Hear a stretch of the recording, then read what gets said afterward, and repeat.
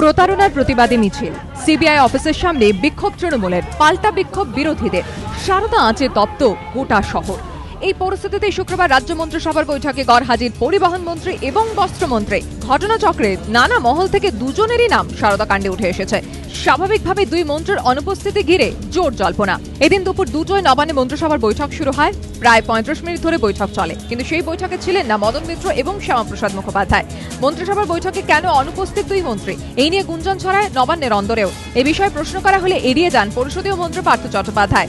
মন্ত্রিসভার বৈঠকে মদন মিত্রের অনুপস্থিতি প্রসঙ্গে শিক্ষামন্ত্রী কিছু না বলতে চাইলেও ফোনে যোগাযোগ করা হলে মদন দাবি করেন, আমি গড়িয়ায় কাজে গিয়েছিলাম, ফেরার পথে যাদবপুরে যানজটে আটকে পড়ি। বৈঠক শুরু নির্দিষ্ট সময় পেরিয়ে যাওয়ায় নবান্নে না গিয়ে দুপুর 3টের পর সিটিসের দপ্তরে চলে যায়। অন্যদিকে শ্যামাপ্রসাদ মুখোপাধ্যায় ঘনিষ্ঠ মহলের তরফে দাবি করা হয়েছে, ভাইরাল ফিভার হওয়ায় মন্ত্রিসভার বৈঠকে আসতে পারেননি বস্ত্রমন্ত্রী। তবে অনুপস্থিত দুই মন্ত্রী যাই যুক্তি দিন না কেন মন্ত্রিসভার বৈঠকে তাদের অনুপস্থিতির নেপথ্যে কিন্তু অন্য গন্ধ পাচ্ছে রাজনৈতিক মহলের একাংশ। মদন মিত্রর প্রাক্তন আপ্তসহায়ক বাপি করিম ও আরেক ঘনিষ্ঠ প্রশান্ত প্রামাণিককে ইতিমধ্যেই জেরা করেছে সিবিআই। অন্যদিকে লোকসানে চলা সিমেন্ট কারখানা সারদাকে বিক্রি করে ইডির জেরার মুখে পড়েছেন শ্যামাপ্রসাদ মুখোপাধ্যায়। দলের অন্য নেতা সাংসদদের জেরা গ্রেফতারের পাশাপাশি সারদা কাণ্ডে এই দুজনের নাম জড়ানোয় অস্বস্তি বেড়েছে তৃণমূলের। রাজনৈতিক মহলের একাংশে প্রশ্ন উঠছে, সরকারের শীর্ষ মহল থেকে কি তাহলে দুজনকে মন্ত্রিসভার বৈঠকে আসতে বারণ করা হয়েছিল? দলের থেকে দূরত্ব তৈরি করতে কি এই পদক্ষেপ? সুমন ঘরায় রিপোর্ট, এবিপি আনন্দ, কলকাতা।